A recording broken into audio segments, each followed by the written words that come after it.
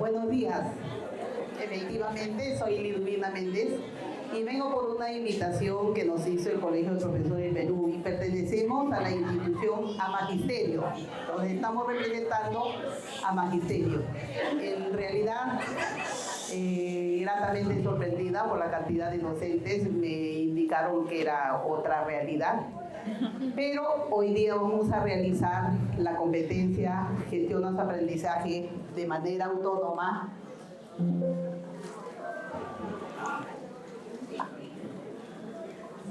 Caramba, se fue todo. Vamos a desarrollar la competencia transversal Gestiona su aprendizaje de manera autónoma. Efectivamente, es una competencia que muchas veces solamente la colocamos en los documentos de planificación curricular porque deberían de estar ahí. No sé si alguien lo puede...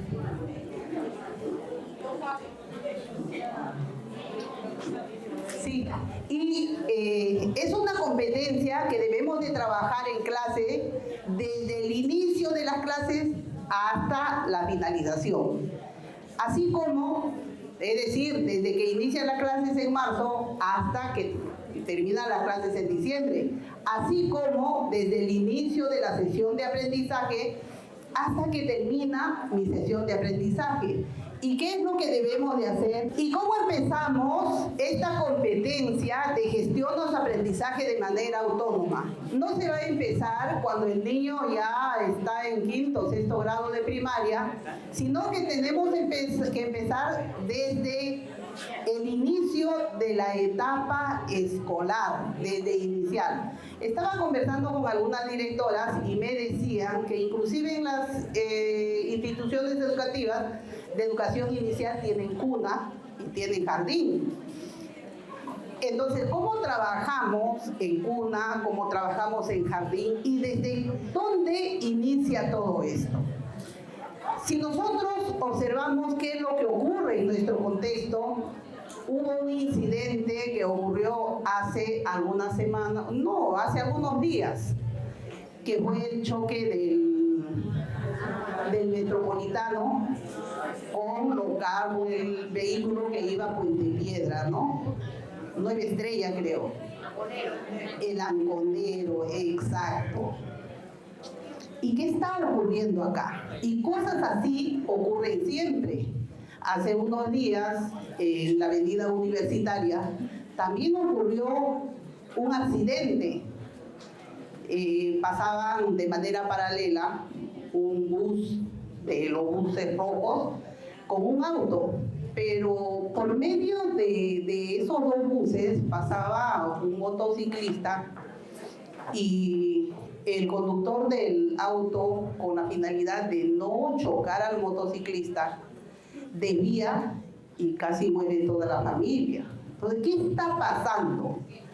¿Qué es lo que está ocurriendo con nuestra sociedad? Y es que no estamos aprendiendo a cumplir las reglas y por eso no estamos trabajando con autonomía. Sin embargo, esto es un trabajo que no se ha desarrollado ahora, sino es un trabajo de la autonomía que se ha desarrollado hace muchos años. Ya Frencinet trabajaba hace muchísimos años con esta competencia de gestión de aprendizaje de manera autónoma cuando realizaba proyectos con los niños, ¿no? ¿Qué hacía él? Él desarrolló un periódico en su institución educativa, desarrolló todo un trabajo y cada niño tenía una responsabilidad.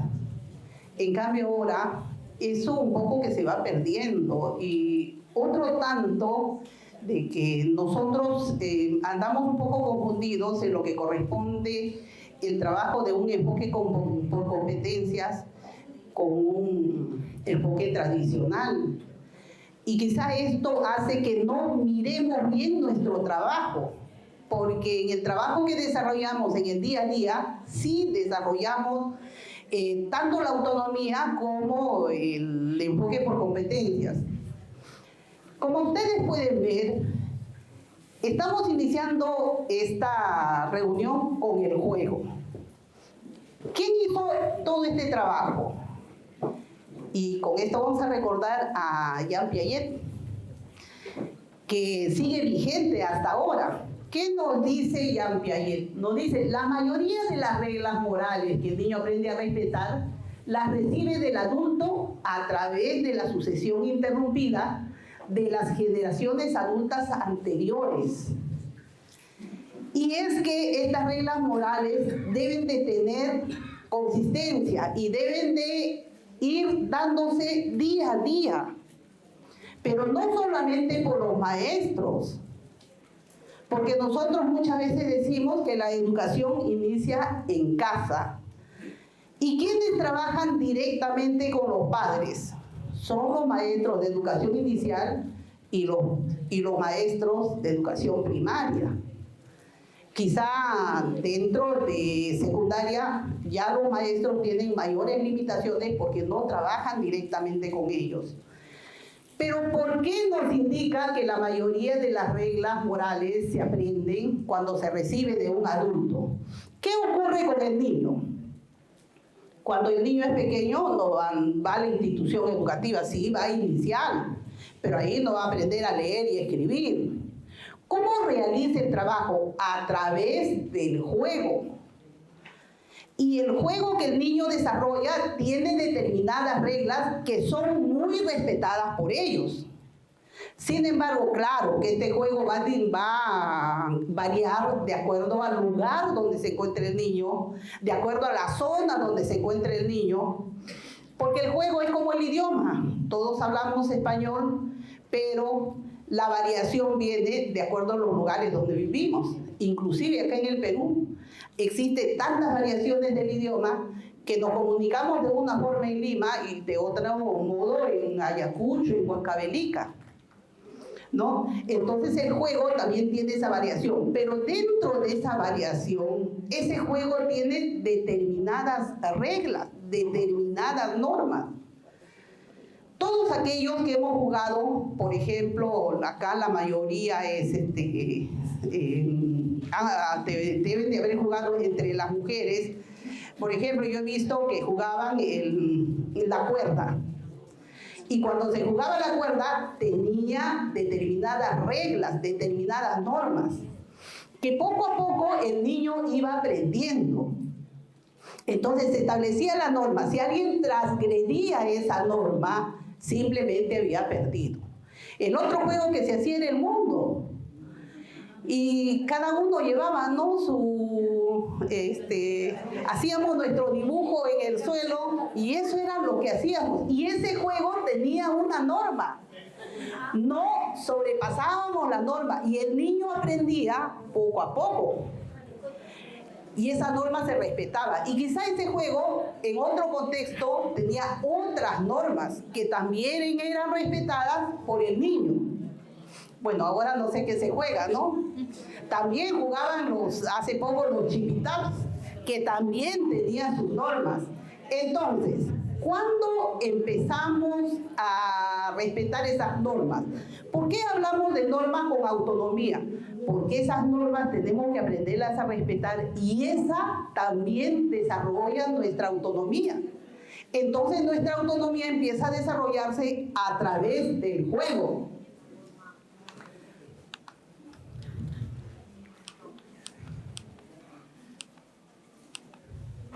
Bien, en este desarrollo del juego, Jean Piaget, por ejemplo, dice se desarrolla en determinados estadios. Recuerden ustedes los estadios, el sensorio motor, ¿qué más? ¿No? El de las operaciones concretas y todo eso. Entonces el juego tiene determinadas reglas, determinadas normas. En este primer estadio, en el que he visto que acá los de educación inicial tienen cuna, ¿cómo se desarrolla? Acá solamente se desarrolla un juego independiente, donde se desarrolla la motricidad del niño, ¿no? Hasta los 2 años, un juego casi independiente, donde se desarrolla la motricidad.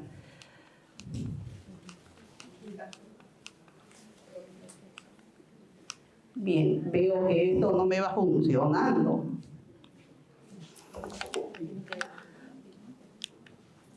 Ahí está. Cuando pasamos al segundo estadio, Entonces, en este estadio ya se desarrolla un poco el egocentrismo que nos hablaba Jean Piaget. Y cuando se pasa al tercer estadio, ya empieza el trabajo de cooperación. Pero este segundo estadio, como este tercer estadio, se desarrolla entre los 2 y los 7 años. Y cuando empieza el trabajo de cooperación es cuando los niños ya establecen sus reglas, ya establecen sus normas. Pero ¿quién les ayuda a establecer esta regla, esta norma que es respetada por cada uno de los niños? Son los niños más grandes. Entonces ellos le transfieren estas reglas, estas normas. Y cuando pasamos al cuarto estadio, ya cuando el niño tiene aproximadamente 11, 12 años, ¿qué es lo que ocurre? Ya codifica estas normas, ya codifica estas reglas, ya es capaz de explicar a todos cómo se va a desarrollar el juego. Si nosotros vamos y le preguntamos al niño, nos explica claramente y nosotros debemos de respetar estas normas. Pero ya cuando llegan los 14, 15 años, un poco que ya se empieza a transgredir estas normas. ¿Por qué? Porque el estudiante de 14 o 15 años se siente un poco, bueno, es el Superman, es el mejor, es el más. Los niñitos pequeñitos tienen que aprender, pues entonces yo ya conozco estas normas, las puedo desarrollar como yo quiero. Y poco a poco se va distorsionando también estas normas. Entonces hay que tener en cuenta que cómo desarrollamos la autonomía, iniciamos a través del juego, respetando esas normas del juego que el niño va a interiorizar.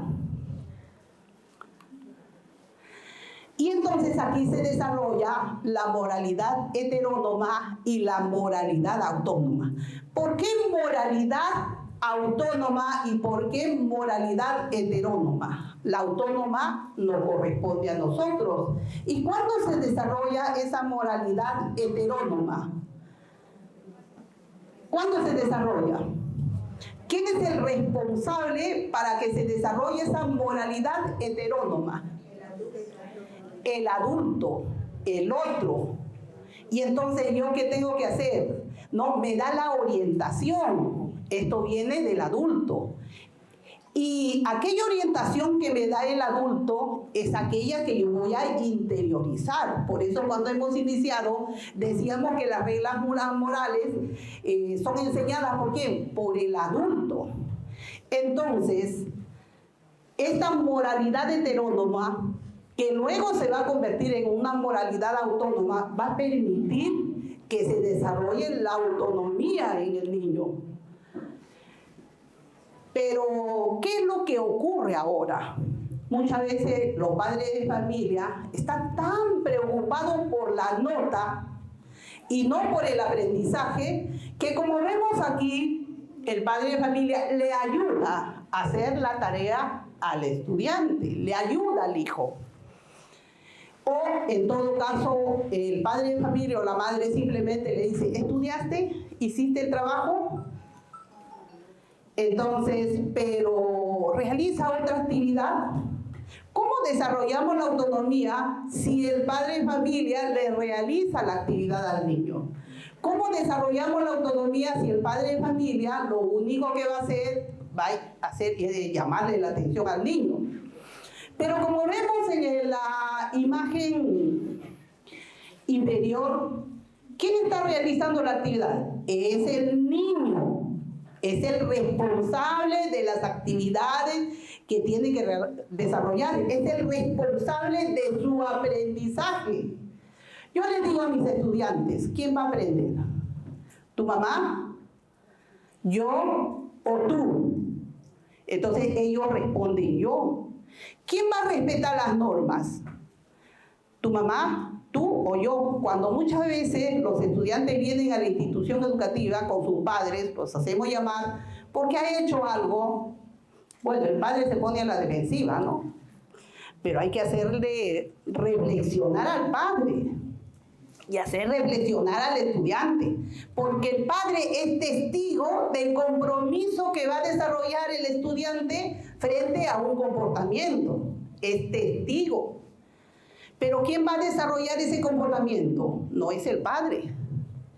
aunque el padre se comprometa a conversar con su hijo, pero no es el padre. ¿Quién es? Es el estudiante, es el niño. Y por eso nosotros debemos de trabajar con los niños. Y aquí tenemos otra imagen en la que solamente el niño por sí mismo empieza a trabajar.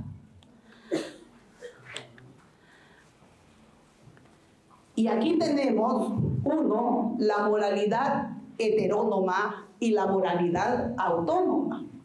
Y como vemos, en la segunda parte, en la que en esa imagen se ve cómo se desarrolla la moralidad autónoma luego de la intervención del adulto. Y entonces, nosotros cuando desarrollamos esta autonomía, también se desarrolla la autonomía moral y la autonomía intelectual, que eso es lo que nosotros queremos lograr con todos nuestros estudiantes. Eso es lo que esa es nuestra meta. ¿Para qué? Para que el estudiante aprenda, para que se haga responsable de su propio aprendizaje. ¿Y qué hacemos para ello?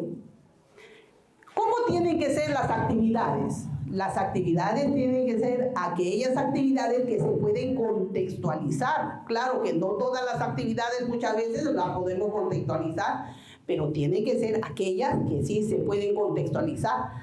Por ejemplo, yo le enseño al niño, hay actividades que se contextualizan y a mí me sorprendió grandemente. En cierta ocasión vino mi sobrina con un niño de 5 años. Entonces el niño tenía hambre y le invitamos un plátano.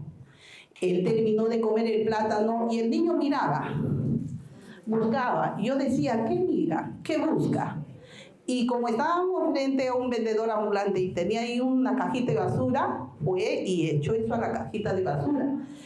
Entonces ahí ya se desarrolla esa moralidad autónoma del niño. Pero ¿a raíz de qué se desarrolló? A raíz de la influencia del docente de inicial, ¿no? Que fue la moralidad heterónoma y que luego el niño interiorizó. Entonces, por eso es importante las orientaciones que nosotros como adultos podemos hacer a los estudiantes. Pero miren, aquello que se le enseñó aplicó en el contexto. ¿Y qué actividades más tenemos que desarrollar para que sean aplicadas en ese contexto? Si la mayoría de nuestras actividades son aplicadas en el contexto, entonces el estudiante se va a sentir más motivado porque sabe que este aprendizaje lo puede aplicar acá. Y bueno, tengo una historia de un niño. Yo he enseñado primaria, he enseñado secundaria, he trabajado en una zona rural, trabajo en la ciudad. Y trabajando en esta zona rural llega un niño de aproximadamente 8 o 9 años a la institución educativa. Y este niño no había estudiado. Entonces estaba en primer grado. Y su compañerito de primer grado va a comprar al kiosco. El niño compra un caramelo y paga con un sol. Entonces el niño paga un sol y se va. El niño que estaba observando, el más grandecito, se quedó sorprendido. Fue y le llamó al niño, le llamó, José, ven. Y el niño sorprendido le dice, ¿qué pasa? ¿Y por qué no has recogido tu vuelto? ¿Por qué no le has pedido el vuelto? Tú has comprado estos caramelos que son 20 céntimos y tienes 80 céntimos de vuelto.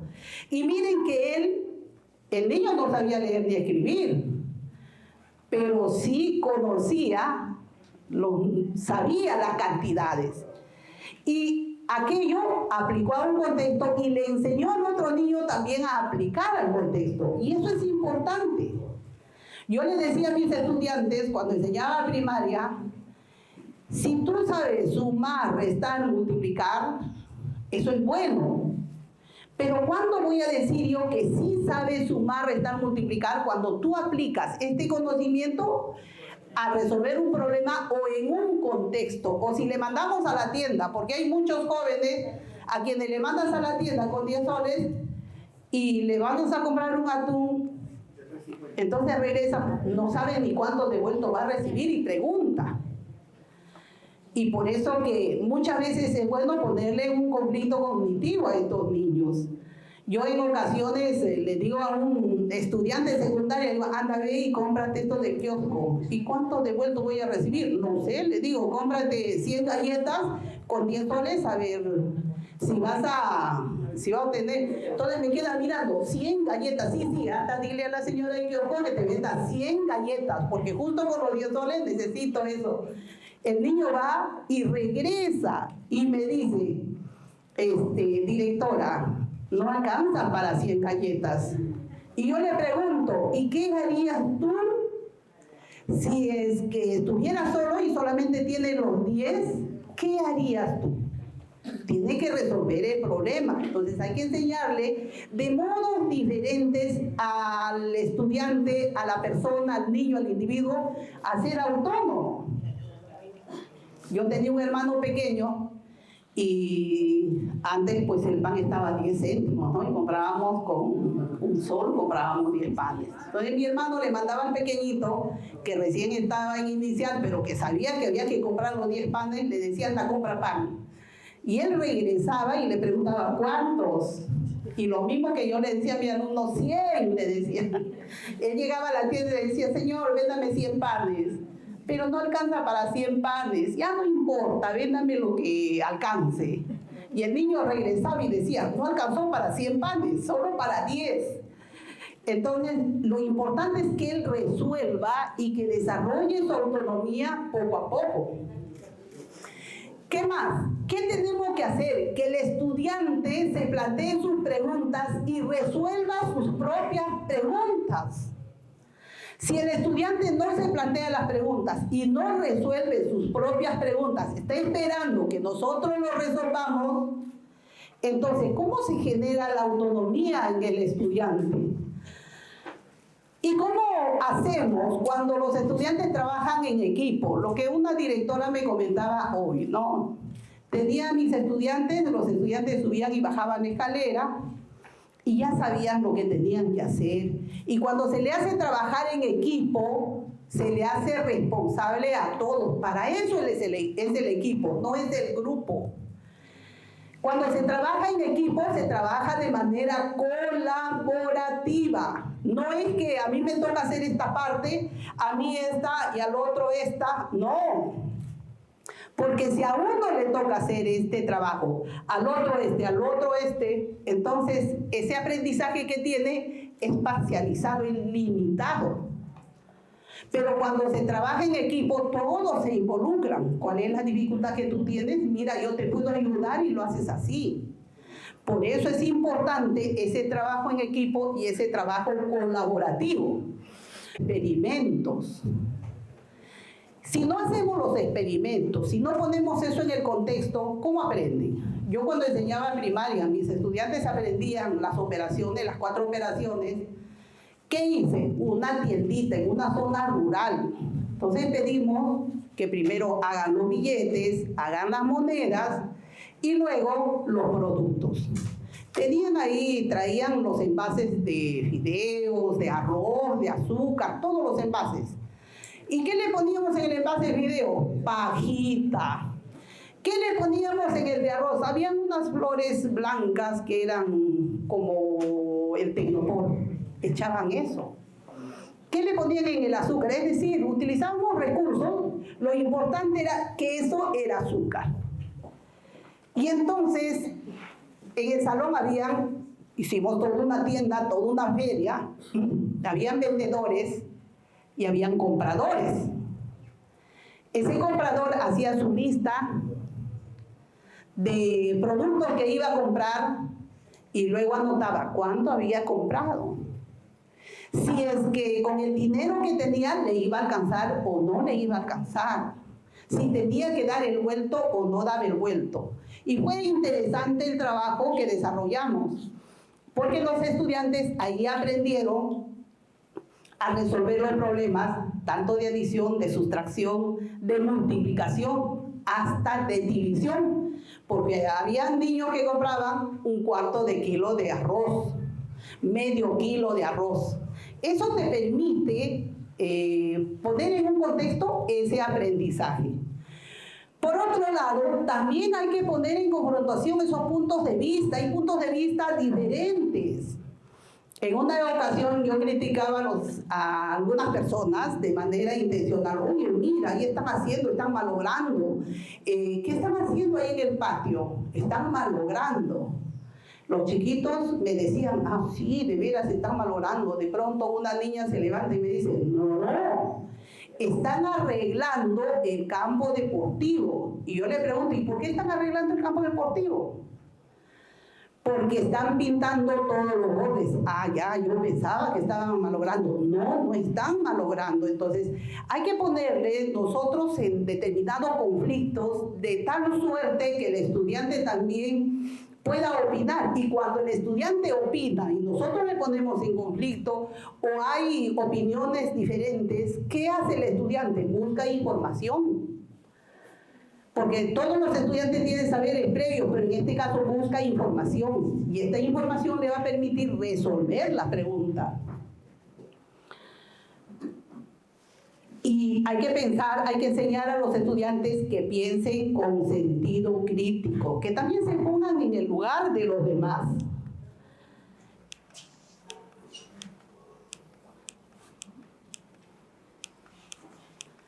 Y entonces, a través de esto, desarrollamos la autonomía moral. Cuando trabajamos en un enfoque por competencias, ¿qué es lo que ocurre con el enfoque por competencias? Promueve la formación integral del estudiante.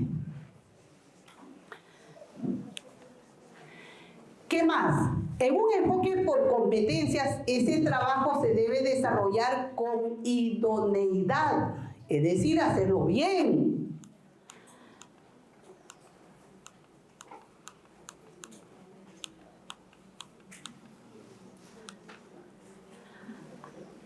Y en un trabajo por competencias, este trabajo se centra en las personas, en formar ¿qué cosa?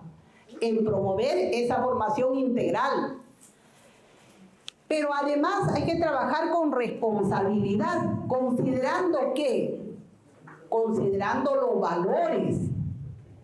Si nosotros trabajamos considerando esos valores, que esos valores están en los enfoques transversales, entonces vamos a desarrollar la autonomía del estudiante. Vamos a...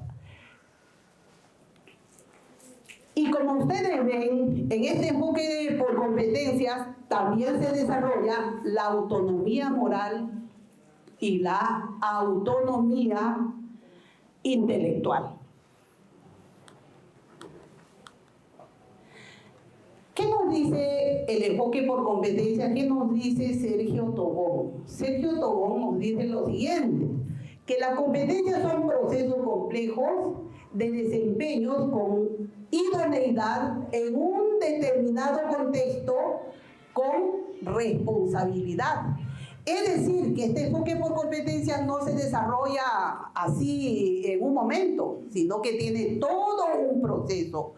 ¿Por qué nos dicen que son complejos? Porque se desarrollan, acá se desarrollan todas las dimensiones del ser humano. ¿Cuáles son esas dimensiones del ser humano? La dimensión actitudinal, la dimensión cognitiva y la dimensión emotiva. Vamos a ver, ahí están estas tres dimensiones.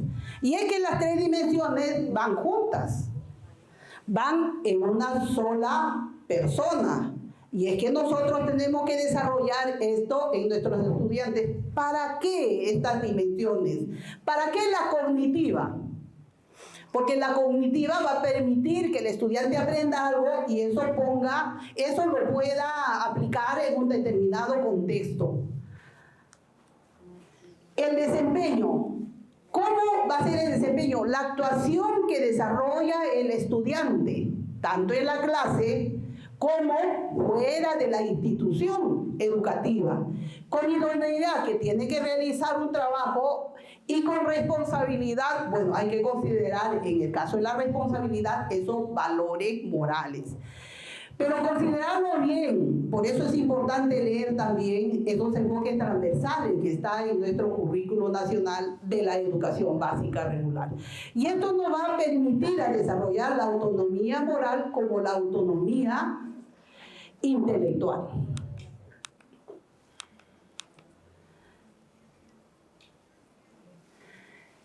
Y en el desarrollo por competencias, en el enfoque por competencias, la educación de la autonomía tiene gran importancia, porque si nosotros enseñamos a nuestros estudiantes a ser autónomos, entonces ellos van a ser también investigadores y van a mejorar ese aprendizaje, van a ser creativos. Pero si nosotros no desarrollamos la autonomía, nuestros estudiantes repetirán aquello que le decimos, aunque esté mal.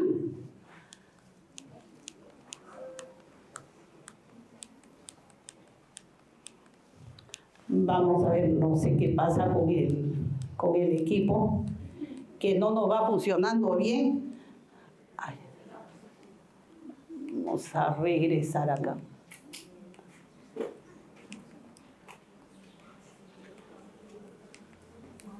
Bien, se pasó una parte. Y en la competencia transversal, gestiona su aprendizaje de manera autónoma. Esta tiene, ¿cuántas capacidades? ¿Cuántas capacidades tiene la competencia transversal? Gestiona su aprendizaje de manera autónoma. 3 capacidades. Ahora yo les pregunto a ustedes, les voy a preguntar, ¿cuántos días de capacitación tienen aquí? ¿Cuántos días? Solo hoy. Ah, ya, bien. Entonces, ¿cuál es su meta hoy, maestra? Maestra, ¿cómo se llama? Rosa. Rosa, maestra Rosa, ¿cuál es su meta hoy? Bueno, adquirir todos los conocimientos de la capacitación, o sea, recordar todo eso, ¿no? Para que me sirva en mi práctica de este tercer bimestre. ¿Ya? Y no solamente en el tercer bimestre. ¿Cuál es tu meta, maestro? Sí, llevar esto al aula, explicar. Muy bien. ¿Cuál es su meta, maestro? Sí, usted, exacto.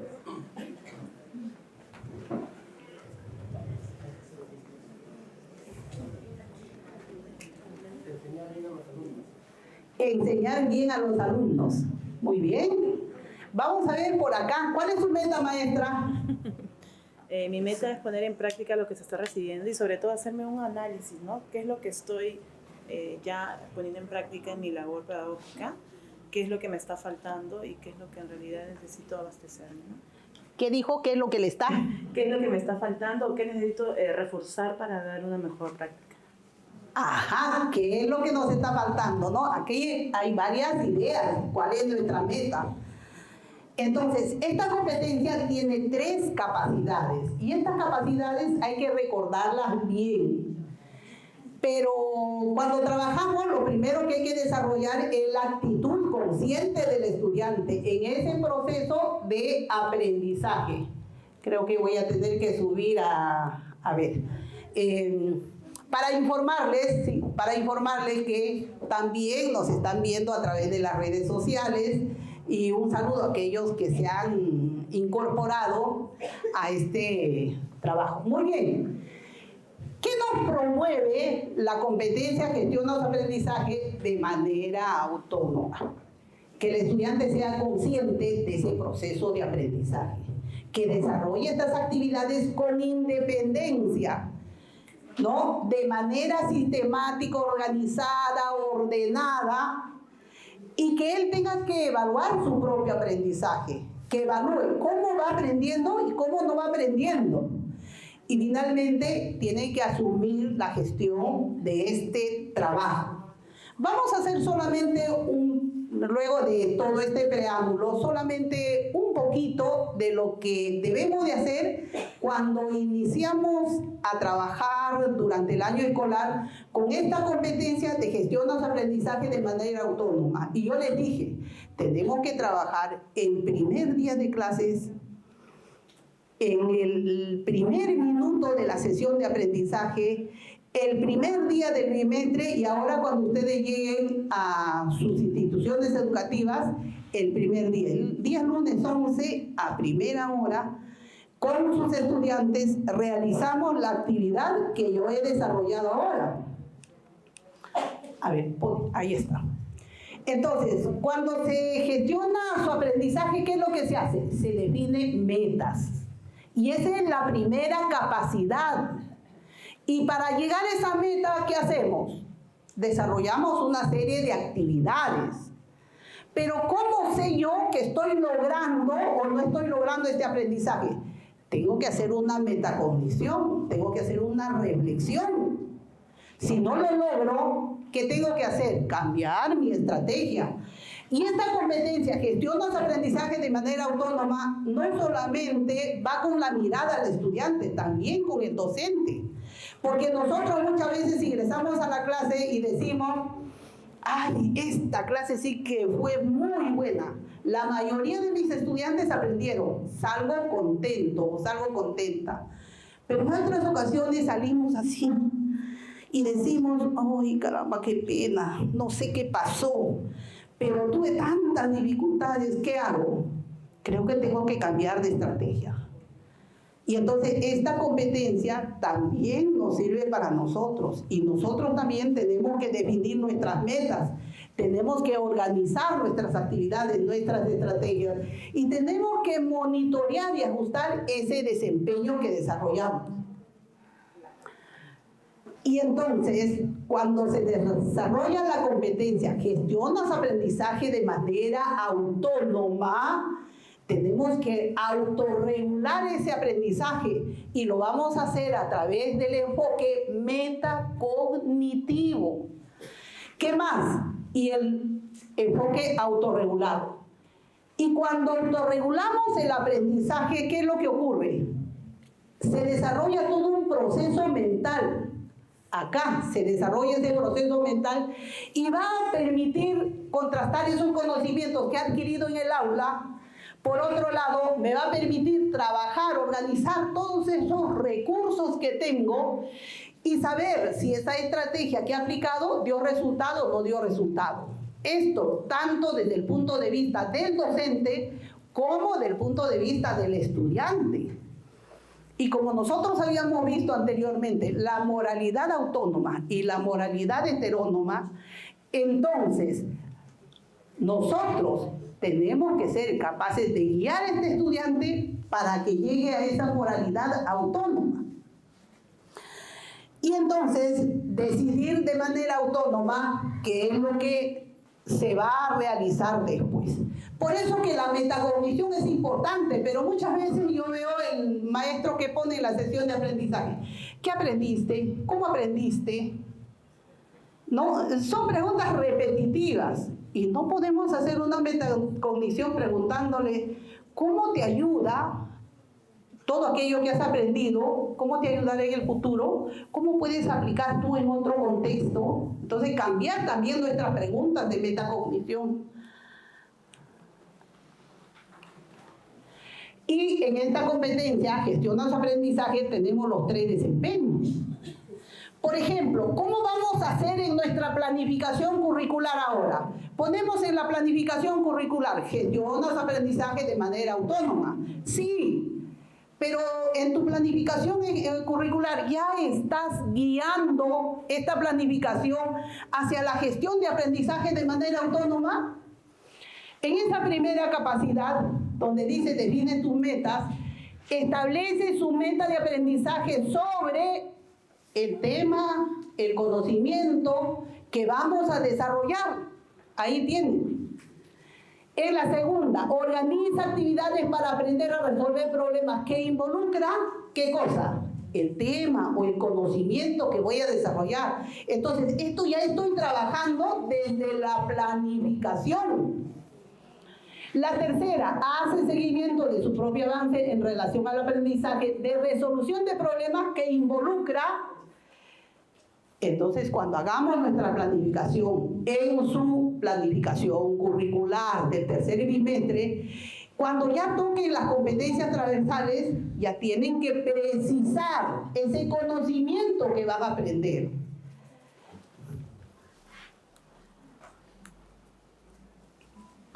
Y el primer día de clases, así como yo les pregunté, le preguntarán a los estudiantes, le dirán, a ver, ¿cuál es tu meta en relación al desarrollo de esta competencia cuando llegue el primer día de clase? Yo generalmente cuando llegaba el primer día de clase le preguntaba, dime tú, ¿cuál es tu meta? Yo te estoy enseñando esta área, ¿cuál es tu meta? ¿Y saben lo que me decían los estudiantes? Sacar la mejor nota era la meta. ¿Qué más me decía? Pasar de año, no tener ni un curso desaprobado, esa era su meta. Pero cuando el estudiante saca buena nota, ¿está aprendiendo? En algunos casos sí, en otros no. Porque sacar la mejor nota se puede sacar de formas diferentes. Yo me puedo copiar del compañero y a mí me pone la mejor nota, que es lo que se hace, ¿no? Dejamos nosotros la tarea, los estudiantes todos traen la actividad y todas las tareas resueltas de la misma forma, igualitas. ¿Por qué? Algunos lo hicieron y otros se copiaron. Y entonces, ¿qué es lo que tenemos que promover? ¿Cuál es mi meta? Aprender, lo que dijeron acá. Tener que, primero, sé cuáles son las debilidades que tengo y cuál es mi meta como docente, utilizar la mejor estrategia para enseñar a mis estudiantes. Por eso están ustedes aquí. ¿Qué actividades vas a desarrollar para lograr esa meta? Aprender. ¿Qué actividades vas a desarrollar? En primer lugar, esos procesos auxiliares del aprendizaje. La atención. ¿Qué tengo que hacer? Atender la clase. Resolver, hacer las actividades en el aula, hacer las actividades fuera del aula. ¿Qué más? Repasar, estudiar. Eso es lo que va a hacer el estudiante. ¿Y qué más? ¿Qué hacer si me doy cuenta que no voy aprendiendo? ¿Y qué vas a hacer si no vas aprendiendo? Revisar, repasar, reflexionar, cambiar de estrategia, ya no ir a jugar el fútbol, dedicarme 1 hora más. ¿Y qué hacer si tengo dificultades? Preguntarle al maestro, preguntarle a mis compañeros, pedir ayuda a mi mamá, a otras personas. ¿Para qué? Para que me ayuden a mejorar y solo así voy a lograr esa meta. Y entonces esto lo hago cuando inicio el año escolar.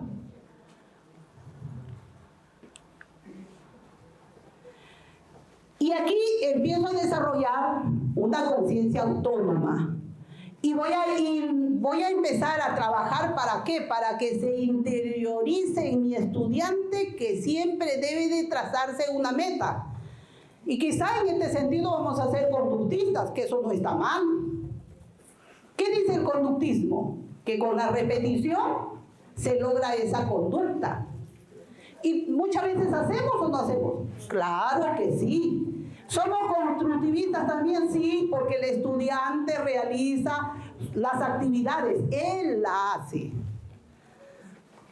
¿Somos cognitivistas? También. Entonces, todo este bagaje de conocimientos la volcamos cuando nosotros enseñamos, cuando estamos en el aula. Y, como dice, a la heteronomía le sucede la autonomía. Porque primero va a ser heterónomo y luego autónomo. Cuando nosotros le preguntamos, ¿cuál es tu meta? En la siguiente, él solo se preguntará, ¿cuál va a ser mi meta ahora? Porque el estudiante no siempre va a estar en la institución educativa y cuando salga, Entonces también se planteará y dirá, ¿cuál es mi meta? Porque siempre hemos trabajado preguntándole cuál es tu meta y qué actividades vas a desarrollar. Y miren, y cuando estoy en aula y empiezo el primer día de clases, la primera sesión de aprendizaje, disculpen, la primera sesión de aprendizaje o la segunda o la tercera, tengo que tener bien claro el propósito. Y como tengo claro el propósito, entonces empezamos a trabajar con esa competencia, gestionar aprendizaje de manera autónoma y le preguntamos, ¿cuál es tu meta en relación al propósito? Porque el estudiante va a decir ahí también, no, es tener A, pero en relación al propósito, ¿cuál es tu meta? Si aquí el propósito me dice resolver problemas que involucran sistemas de ecuaciones, ¿cuál es el propósito? Saber resolver problemas que involucran sistemas de ecuaciones. Entonces, cuando digo, ¿cuál es mi meta? ¿Cuál es su meta? ¿Sacará? No, la meta es aprender a resolver problemas con sistemas de ecuaciones. Esa será su meta. Y para ello tengo que orientar al estudiante. Cualquiera que sea, si ustedes van a enseñar a reconocer la idea principal, ¿cuál es mi meta hoy? Reconocer la idea principal. Eso no es tener A, sino es aprender. Siguiente. ¿Qué actividades vas a realizar para lograr esa meta? ¿Qué actividades vas a lograr para resolver esos problemas? ¿Qué vas a hacer? Primero, atender. La atención. Segundo, realizar las actividades. Yo. ¿Qué más? Buscar información. ¿Qué actividades va a desarrollar para lograr aprender ese sistema, esos problemas del sistema de ecuaciones? O cuando hace una lectura, ¿qué actividad va a desarrollar? ¿Para qué? Para reconocer la idea principal. Pues ahí irán las técnicas, ¿no? Leer nuevamente, releer, subrayar y todo eso. Entonces, eso es lo que le pregunto al iniciar la sesión. ¿Qué más? ¿Qué hace? Le voy a preguntar a mi miss, le voy a preguntar al compañero, ¿no? Voy a buscar información en el libro. ¿Y qué hacer si tengo dificultades? Pido ayuda, busco a la persona. Entonces acá se desarrolla la conciencia de la autonomía, el sentimiento de la autonomía. Si nosotros trabajamos con esto poco a poco, ¿qué va a pasar? Cuando este estudiante salga de la EBR, también va a tener una meta. Ahora, ¿cuál es mi meta? ¿Y qué actividades voy a realizar para lograr esta meta? Todos tenemos una meta. Y si no trabajamos continuamente con nuestros estudiantes, tratando de que vean cuál es la meta y qué actividades va a desarrollar, y también cómo va a verificar su aprendizaje, entonces no vamos a lograr desarrollar la autonomía en el estudiante. Muy bien. Y vamos concluyendo indicando que mientras una práctica no es elaborada por la conciencia autónoma y sigue siendo exterior a los individuos, esta exterioridad se simboliza bajo la forma de trascendencia. Es decir, va a decir, ah, caramba, esto es trascendente, ¿no?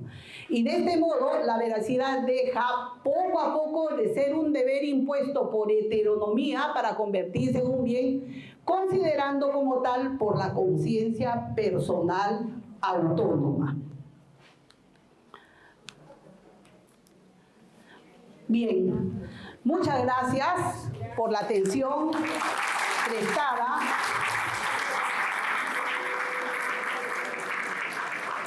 Yo espero que aquella información que les he traído haya llegado a cada uno de ustedes y ahora pongan en práctica esto último, esto chiquito, este poquito. Sin embargo, hablar de gestionar su aprendizaje de manera autónoma es más, porque hay que realizar otras actividades propias en el aula propias de esa sesión, de ese desarrollo de la sesión, hay que realizar otras para seguir trabajando con gestión de los aprendizajes de manera autónoma. Pero creo que ahora vamos a empezar con dos cosas. Uno, insertarla en la planificación curricular. Ya no vamos a tener suelta, ya no, ahí va a estar. Y trabajando primero, indicando cuál es mi meta de desarrollo de esta área en este bimestre, pero ingresando cada día al aula cuál es mi meta hoy y que los estudiantes escriban esa meta en el cuaderno. Muchas gracias por la atención prestada. Será hasta una próxima oportunidad. En realidad, me ha dado gusto estar con los maestros luchadores que se encuentran en una zona bastante difícil, pero ustedes están sobrepasando todo ello. Gracias.